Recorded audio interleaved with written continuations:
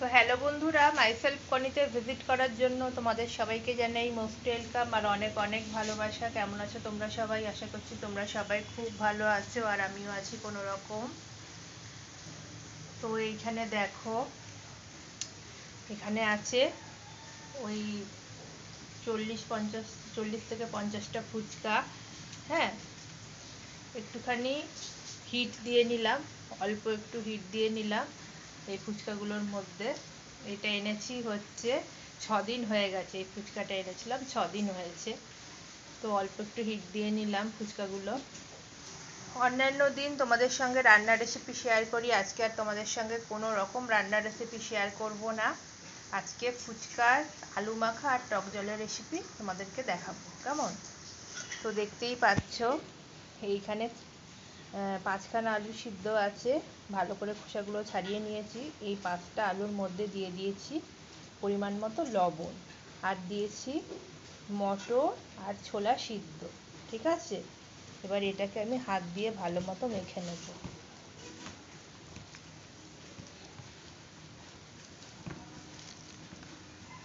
আলুগুলো আমি প্রেসারেই সিদ্ধ করেছিলাম, কেমন?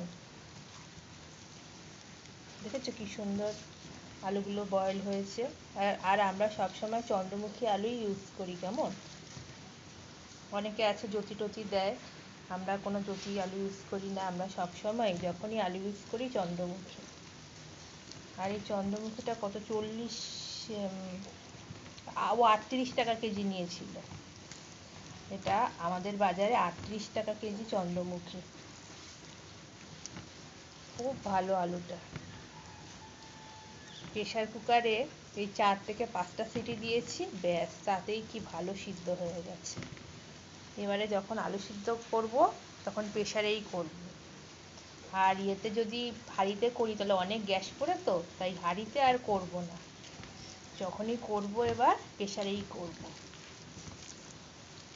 তো দেখো বন্ধুরা, তোমাদের সাথে কথা বলতে বলতে আমার আলুটা খুব ভালো মতো মাখা হয়ে গেছে। আচ্ছা, এবার দিয়ে দেবো হচ্ছে এটার মধ্যে ভাজা মশলা। ভাজা মশলাও দেখিয়ে দিচ্ছি, দেখো, জিরে, ধনে আর 5খানা শুকনো লঙ্কা ভেজে গুঁড়ো করা। ঠিক আছে, তাহলে এটা দিয়ে দিই, এটার মধ্যে দিয়ে দিচ্ছি। এই দেখো মশলাটা দিয়ে দিয়েছি। এরপর দিয়ে দেবো হচ্ছে এই গন্ধরাজ লেবু, দেখতে পাচ্ছ, গন্ধরাজ লেবুর রস। দেখো আমি এখন দিয়ে দিচ্ছি গন্ধরাজ লেবুর রস।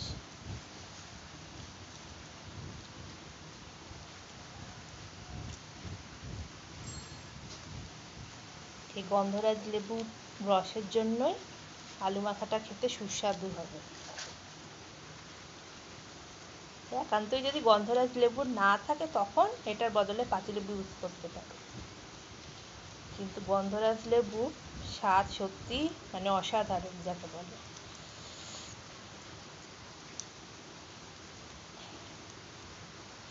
ভালোই রসটা পড়লো।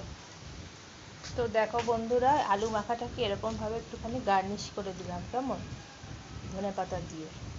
ঠিক আছে, আর এই যে বাকি ধনেপাতাটা দেখছো, সেই বাকি ধনেপাতাটা আমি টক জলের মধ্যে দিয়ে দেবো।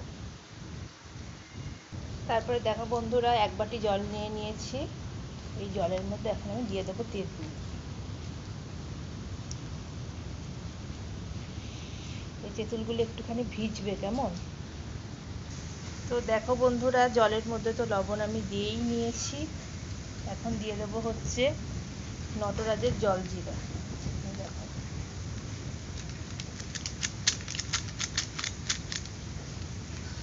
আচ্ছা, এরপর দিয়ে দেবো হচ্ছে ভাজা মশলার গুঁড়ো।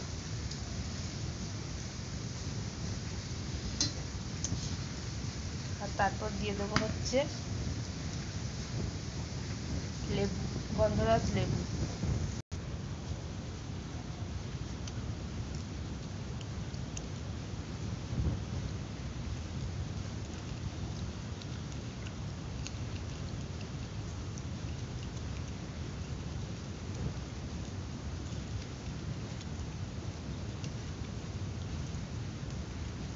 তো দেখেছো গন্ধরাজ লেবু দিয়ে দিয়েছি। এরপর দিয়ে দেবো হচ্ছে কুচানো ধনেপাতা। তো দেখো বন্ধুরা, দিয়ে দিয়েছি কুচানো ধনেপাতা। আমি খুব বেশি করতে পারি না, ছোট ছোট করে কাটতে পারি না, তো এরকমই লাগবে দেখতে। তো বন্ধুরা, তোমাদের ফাইনাল লুক আরেকবার দেখিয়ে দিচ্ছি। এই হচ্ছে ফুচকা, এই হচ্ছে আলু মাখা, আর এই হচ্ছে টক জল।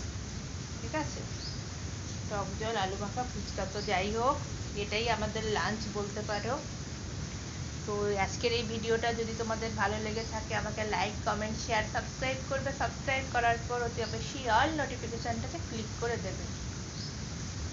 আজকে তো রেইনি ডে, বৃহস্পতিবার, হ্যাঁ, সারাদিন ধরেই বৃষ্টি হচ্ছে। তো খিচুড়ি করবার খুব ইচ্ছা ছিল, কিন্তু যেহেতু ফুচকাটা রয়ে গেছে 6-7 দিন ধরে, তাই ভাবলাম যে আজকে এটাই করি। ঠিক আছে, তো এই ফুচকা খাওয়া হয়ে গেলে আবার চুরমুর বানাতে হবে। চুরমুর কোনগুলো দিয়ে বানাবো বলো তো? যেই ফুচকা এইখানেরই যেই সব ফুচকাগুলো ভেঙে গেছে, মানে এগুলো আলাদা করে রেখেছি, তোমরা দেখতে পাচ্ছ না, সেই ফুচকাগুলো দিয়ে হবে হচ্ছে চুরমুর। ঠিক আছে, তো যাই হোক, তোমরা সবাই ভালো থেকো, সুস্থ থেকো। আবার দেখা হবে নতুন একটা ভিডিওর সাথে। ঠিক আছে, চলো, টাটা।